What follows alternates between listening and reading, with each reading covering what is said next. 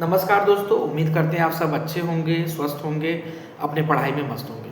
जैसा कि केंद्रीय विद्यालय संगठन का रिजल्ट आ रहा है एक-एक करके, कुछ सब्जेक्ट जो बचे हुए हैं उनका भी रिजल्ट अगले कुछ दिनों में क्लियर कर लिया जाएगा। और मैं आप सबको बधाई देना चाहूँगा, जो बच्चे शॉर्टलिस्ट हुए इंटरव्यू के लिए उनको ढेर सारी बधाई।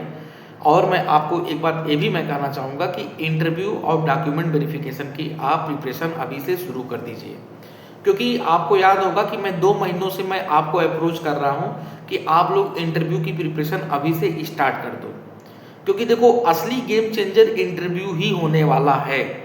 इस पूरे समझ जाइए कि इस पूरे समीकरण का जो असली खेल है इस रिजल्ट का, वो इंटरव्यू ही होने वाला है। जो लोग इंटरव्यू को लाइटली ले रहे हैं उनको मैं कहना चाहूँगा कि लाइटली इसको कभी मत लीजिएगा, क्योंकि इंटरव्यू ही असली गेम चेंजर है, वो आपका गेम बिगाड़ सकता है। तो आप सबको मैं कहना चाहूँगा कि अच्छे से इंटरव्यू के लिए जुट जाइए। ये छोड़ दीजिए आप लोग डिस्कशन करना कि मेरा कितना नंबर बना, कैसे क्या हुआ, उन सब बातों को आप छोड़ के अब इंटरव्यू पे पूरी तरह से आप फोकस हो जाइए। पिछले 2 महीनों से मैं आपको बता रहा हूँ कि इंटरव्यू के लिए आपको कैसे क्या करना है। करना कुछ नहीं है, एक सिंपल आप एक बोर्ड लेके आइए मार्केट से, और उस पर डेली जो है डेमो टीचिंग की आप प्रैक्टिस कीजिए। कोई भी अगर आप एक चैप्टर उठा रहे हो या एक टॉपिक उठा रहे हो तो उसको अच्छी तरीके से आप पढ़ाओ। आप देखो कि आप कंटेंट कितना लिख पा रहे हो, कितना वहाँ पे डिलीवर कर पा रहे हो। आप कंटेंट जब डिलीवर कर रहे हो तो उसमें मिस्टेक क्या हो रही हैं, बोर्ड पे लिखने का सही तरीका क्या है।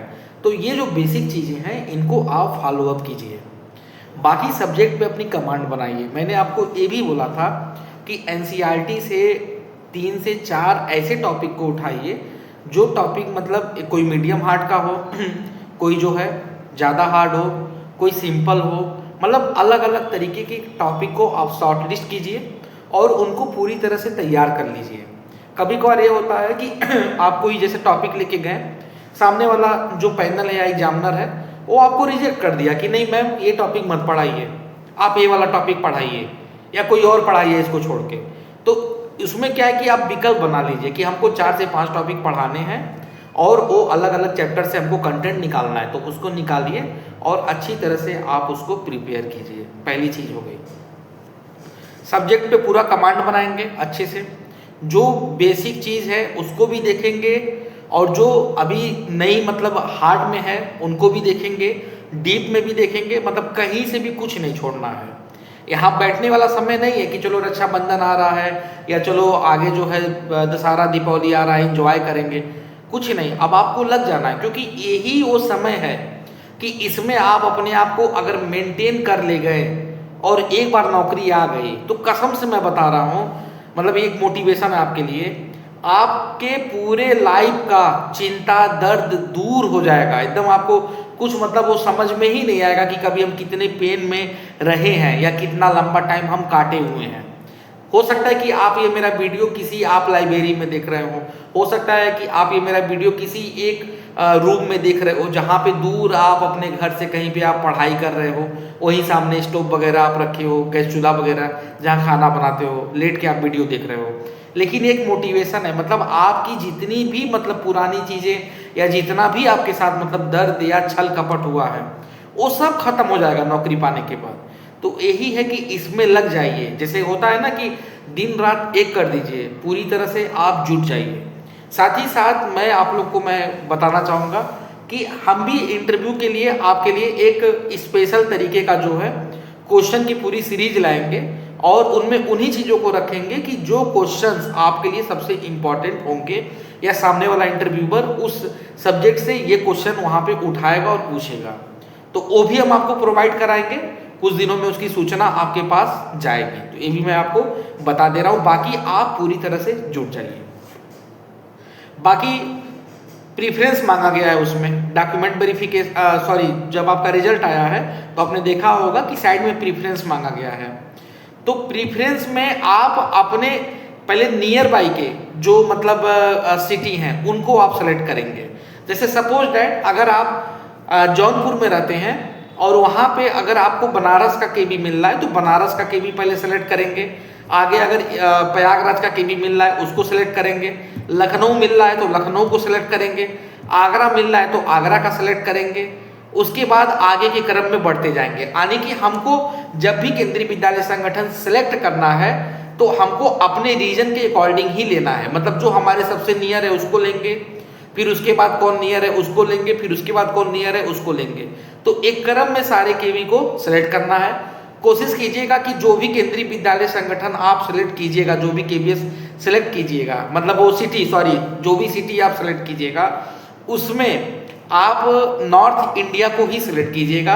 आप उधर साउथ की तरफ मत जाइएगा। अगर आप नॉर्थ इंडिया के कैंडिडेट हो तो नॉर्थ इंडिया के ही जो मतलब सिटी हैं उन्हीं को आप सिलेक्ट कीजिएगा। जैसे हरियाणा साइड का हो गया, कुछ एमपी साइड का हो गया, कुछ मान लीजिए दिल्ली के साइड का हो गया, कुछ बिहार के साइड का हो गया, ठीक है, यूपी का हो गया, तो ऐसे सिलेक्ट कीजिएगा।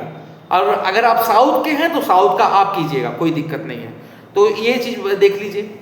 जो बायोडाटा का जो फॉर्मेट है, बहुत लोग पूछ रहे हैं कि सर बायोडाटा हाथ से भरें कि उसको टाइप करवाने। तो देखिए मेरे समझ में जहाँ तक है आप उसको टाइप करवा लीजिए। टाइप करवाने के बाद उसका जो है 5 सेट आप बना के अपने पास रख लीजिए। जब आप जाएंगे तो वहाँ पे 5 सेट आपको बायोडाटा, 3 या 5 सेट बायोडाटा आपको वहाँ पर देना होगा, ठीक है।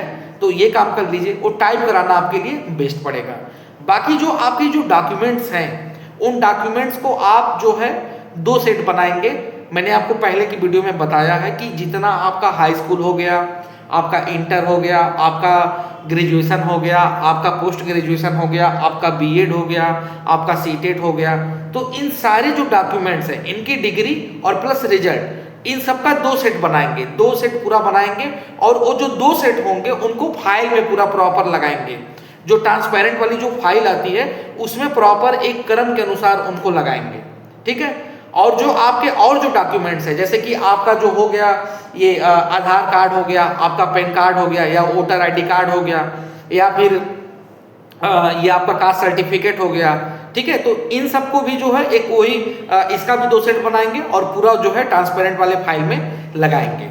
और अगर इसके अलावा अगर आपके डॉक्यूमेंट में कोई त्रुटि है, जैसे आपके हाई स्कूल में नाम कुछ अलग है, इंटर में नाम कुछ अलग है, और कास्ट सर्टिफिकेट जो है क्रूसिबल डेट का नहीं है, इस तरह की अगर कोई प्रॉब्लम है या फॉर्म भरते समय आपने गलती की है, तो इन सारे चीज़ों को सॉर्ट आउट आप करवा लीजिए। अब बैठने का समय नहीं है क्योंकि अब रिजल्ट आ गया है, सारी चीज़ें क्लियर हो गई हैं, तो इन सबको आप देख के जो है सॉर्ट आउट करा लीजिए क्योंकि टाइम कम है। अगर ये सॉर्ट आउट हो पाता है तो सॉर्ट आउट, नहीं तो इसके लिए जो है प्रॉपर चैनल का एफिडेविट आप बना के अपने पास रख लीजिए। तो ये जो इसेंशियल जो चीज़ें हैं इन सबको करवा लीजिए। फोटो कुछ नया भी खिंचवा के अपने पास रख लीजिएगा करेंट का, और जो फोटो जो आपने जब फॉर्म डाला था तो उस दौरान का भी जो है फोटो आपके पास 5 होना चाहिए। तो ये सब बातें मैं आपको बता दे रहा हूँ क्योंकि बहुत लोग इस पे चर्चा नहीं करते हैं, जानकारी नहीं देते हैं, बताते नहीं हैं, तो हमारा वो काम नहीं है। मैंने आपको बता दिया, तो इन सब सारी चीज़ों को आप देख लीजिएगा, ठीक है। बाकी डॉक्यूमेंट से रिलेटेड मैंने कई वीडियो बना के अपलोड किए हुए हैं, आप हमारे चैनल पे जाइएगा, आपको मिल जाएगा। अगर किसी डॉक्यूमेंट में कोई त्रुटि आ रही है, प्रॉब्लम आ रही है, तो उसको सॉर्ट आउट कैसे करेंगे आप वहाँ जान जाइएगा, देख लीजिएगा, तो आपको जानकारी मिल जाएगी। बाकी अगर आप कुछ पूछना चाह रहे हैं या कोई डाउट है मन में तो आप कमेंट बॉक्स में पूछ सकते हैं। आप सभी का स्वागत है। आज के लिए इतना ही, बहुत बहुत धन्यवाद।